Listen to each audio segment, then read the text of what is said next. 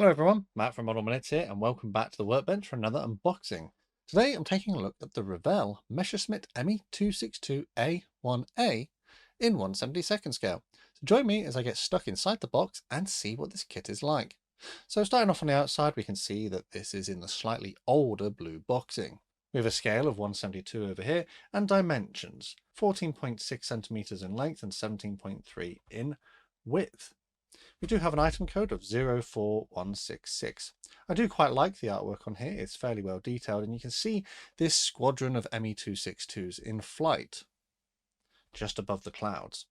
On the thin edges, we don't have any further information other than a skill level of 3. And I pretty much think that it's a skill level of 3 based on the number of parts this kit contains and not a great deal else. Basically, this kind of skill level system is just a marcation of how many parts there are and not necessarily a true reflection of how difficult the kit is to build. On the back though, we do have some other images of other kits which may be available from the Revell range, as well as some accessories. On to the long thin edges, on this side we do have some information about the real Me262, as well as some information about what we can expect inside the kit. So it tells us it's a new shape. I presume what they mean is it's a new tool, but I guess that remains to be seen. Detailed surface structures, detailed cockpit and instrument panel, 2 detailed engine pods, landing gear, pylons and reserve tanks, and you've got these rocket launchers, detailed decals for 2 versions. So you've got 2 paint schemes in here, and we do have some paint color callouts as well over here, but they've only listed 3, which are a dark green, a black green, and a light blue. So obviously you will probably need more than that to complete the kit. On this edge over here, we have some just generic information about the kit, the fact that it's unassembled and requires paint and glue. We do have a copyright date of 1999. As usual, a copyright date isn't always a tooling date, so take that with a pinch of salt. But I guess we'll see as we go through. This is not a 1999 kit. This was bought only a couple of years ago and has been sat in my stash, waiting its moment to have a look at the workbench. Oh, so this is all our instructions and things. We do have the typical health and safety sheet here, and our decals are hidden in there. So we'll get rid of that. We'll look at the decals in a minute. And then we have our instructions. As could be expected from this sort of time period with the blue boxings, it's printed in black and white. Not a great fan, but we do have an image of the built model on the front, but it's a little bit hard to make it out given that it's black and white. We have the information about the Me262 down here and some further bits and pieces at the bottom. If we turn over the page, it is worth noting actually, we had a copyright date of 1999 on the box, but we have a copyright date of 1997 on the instructions. So there is a bit of a mix match there. So we have some health and safety information over a couple of pages, and it keeps going.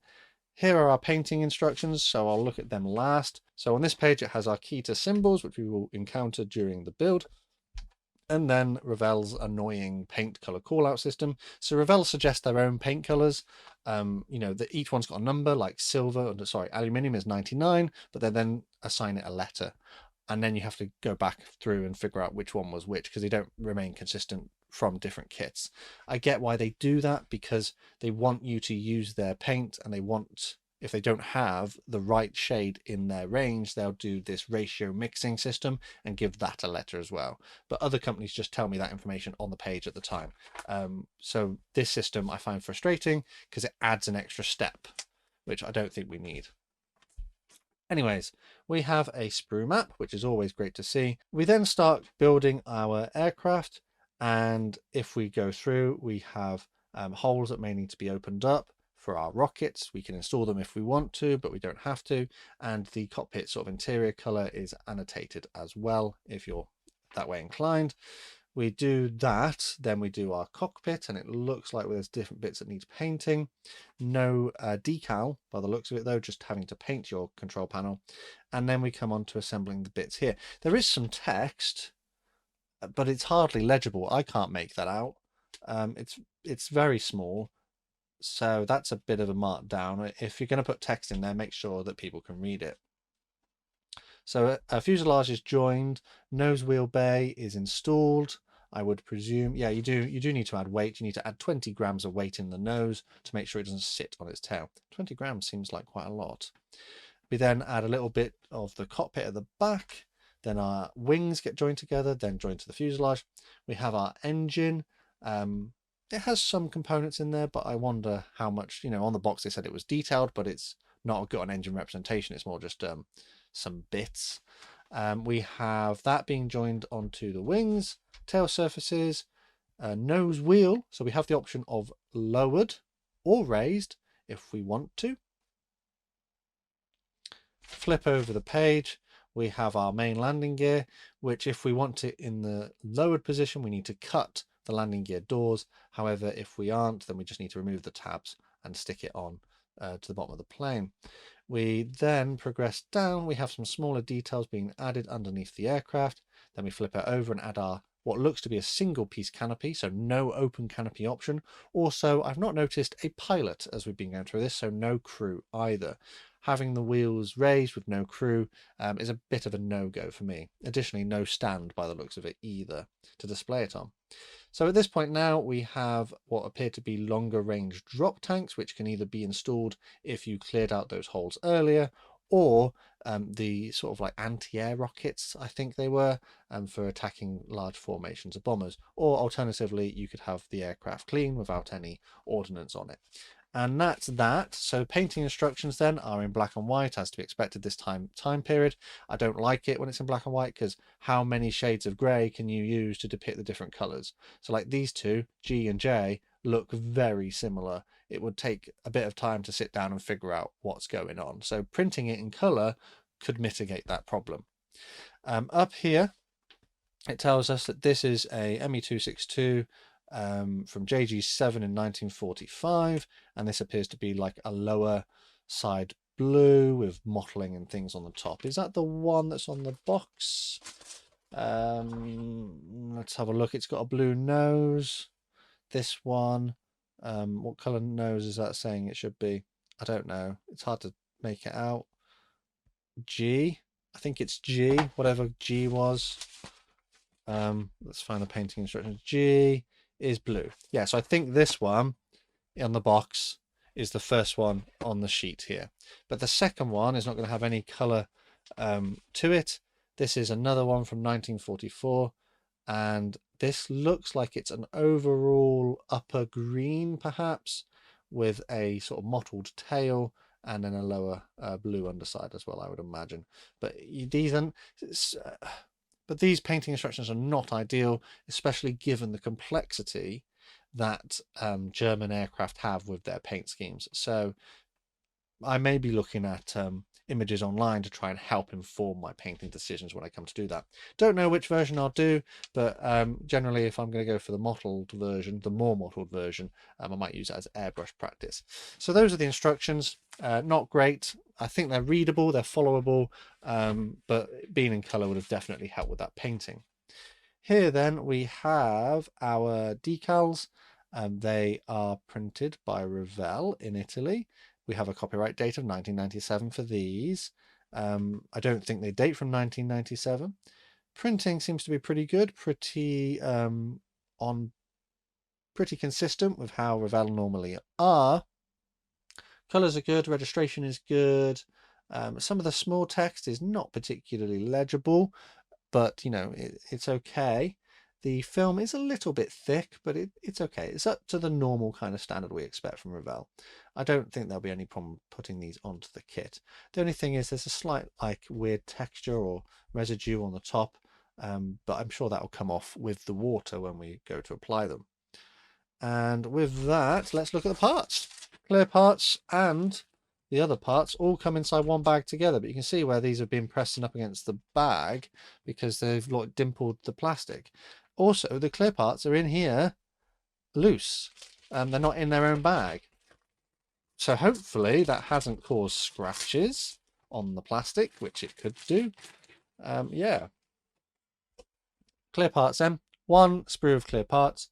Oh, yeah, no. So this has got scratches on the top, which I imagine are from being loose in the bag. If they put it this way up, if they put it that way up in the bag, it wouldn't have been so much of a problem because it would just been rubbing across the box and the plastic. So that would be fine. But they put it that way up, so it's been rubbing against the plastic, the sharp plastic parts. So the molding of the plastic isn't great. There is sort of like a weird fogginess to the plastic. There is some flash, there is some scratches. It's not up to modern standards, which is a bit of a shame. This will take a little bit of work to clean up. The molded lines are very subtle, so I think a aftermarket canopy mask might be the right way to go for that, seeing as I will probably struggle to get that right. We do have a couple of the other small clip arts as well, but I don't think they were required. I think they were ones that we were told we didn't need. But yeah, so clip arts, less than ideal. No option to display the clip arts open either. Bit of a shame. It is probably worth noting that on here you can see we've got canopy frames across the back there, and it doesn't appear that that's even been represented on this, so not perfect. Then for the rest of the plastic parts, we've got 1, 2, 3, 4 sprues of plastic parts. They're sort of molded in a light grey. It has a slight green tinge to it, but not a great deal. We have what appear to be our rocket components. This looks like an extra sprue. Perhaps there's a version that doesn't come with the rockets. On here, mold quality is generally acceptable. We do have some little fine sort of details in there, but there is a bit of a sink mark in this one here, which is a bit of a shame. Mold quality is generally okay. Plastic seems to be fairly dense. There is some flash. I think we may need to clean up some of these bits on the inside just to help them go together, but the ejector pin marks seem to be on this side rather than on the visible side. The next sprue then we'll look at is this one here. This contains our cockpit details, landing gear legs, tyres, internal gear bays, engine, air intakes and drop tanks. The moulding is pretty good. The detail level is pretty nice as well. The details are fairly crisp. We do have some flash that will need cleaning up, and mould seams as well, which will need a bit of a dressing. Looking at this though, it seems that the level of detail is pretty good, but unfortunately on this side where the ejector pins are, you can see that there are ejector pin marks on actual detail surfaces, which is a shame. So these ones on the wheels there, for example, will need cleaning up, which is a bit disappointing. So we'll move on to the fuselage halves. And on the fuselage halves, they look pretty decent. We have some little rivet details in a few select places. We have recessed panel lines.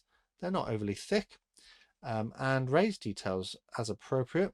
The plastic itself, it does feel a touch greasy, but not massively so. It's relatively dense, but it has a little bit of flex in it. And the engine nacelles, they're molded to a good quality. This doesn't seem to have as much flash on it as the other sprues did. We have some little cockpit details there inside our cockpit tub. Flip over on this side, you can see again we've got ejector pin marks. This must be like a detail surface because it has rivets and stuff on it, but there's also these big ejector pin marks. I think that's part of the landing gear bay for the nose. On this side, fortunately, there's no ejector pins on the tail surface, and on the internal areas of the fuselage and the nacelles, I don't think they'll be visible.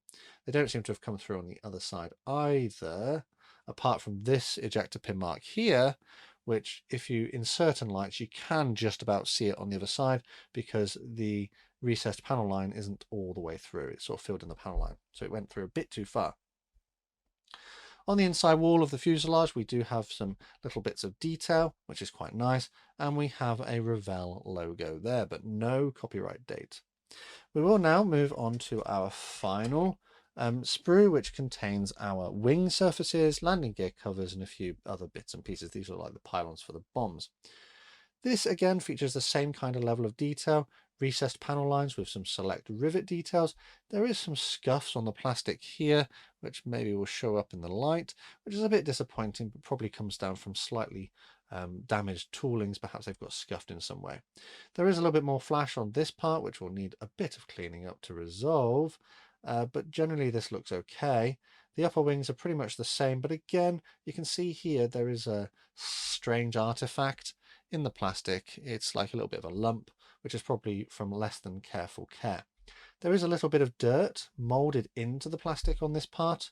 I am led to believe that when plastic parts are molded, they're a little bit like statically charged and they can attract it out of the air, but rubbing it off is doing nothing. So that was probably in the molding when the plastic was injected. Shouldn't be seen in the finished model, but you don't really want dirty sprues. Flipping over to the other side, we've got our internal details for our landing gear doors, which will need cutting if we're displaying it lowered.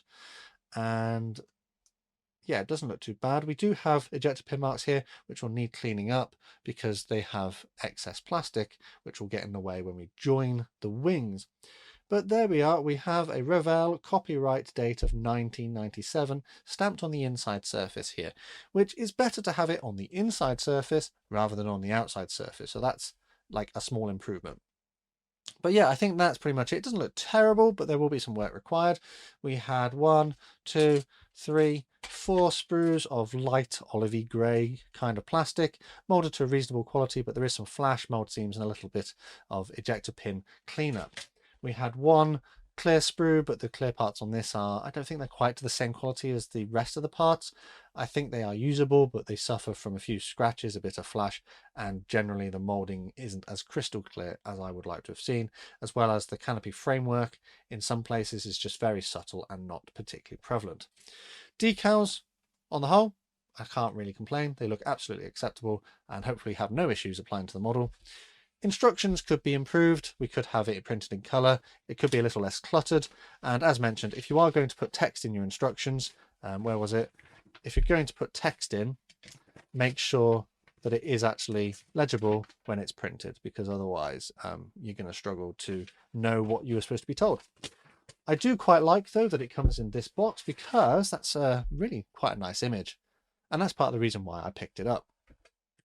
So as we discussed during our unboxing, we saw a couple of copyright dates. I think we had a 1999. So I think they updated the box work in 1999, but everything else that we saw in there was in 1997. So in 1997, this was the original release, back when the tooling was new. I don't think that my kit dates from 1997 or even from 1999. I think it may be a slightly more recent production, because at the moment it is still available on the Revell website. So it's just something that they constantly have in production as part of their range.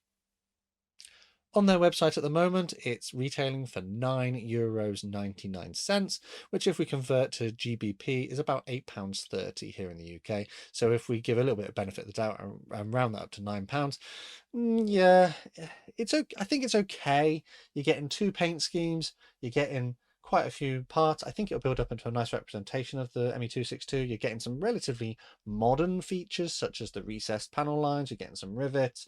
The decals look to be printed to a pretty decent quality. Clear parts are a bit less than ideal.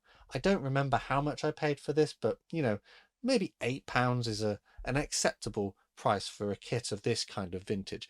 I would prefer that Revell tell us the tooling age so that we can kind of manage our expectations, but for a 1997 kit it doesn't look terrible, although granted there probably are more recent versions of the Me262 out there with a slightly more finesse in the mold quality. This kit has been released a number of times since 1997 in a number of different boxings, and even as a box set, so it's definitely part of the Revell range, and they probably have no intention of moving on from it. I just would like to see a little bit more transparency with tooling dates on the boxes, and also maybe a little bit more care with the moulding process. So I think that's probably it. I don't know which scheme I would be interested in doing, but I definitely think that it will make good modelling practice for my airbrush. Let me know down in the comments what you thought of my review and whether my assessment of this kit was fair. As always, a quick shout out to my Model Club members. Massive thanks to these guys on screen for the extra support they give the channel. If you'd like to join them or support the channel in other ways, full information is below the video. The best way to support the channel for free, though, is by subscribing with notifications turned on so you never miss a modelling upload.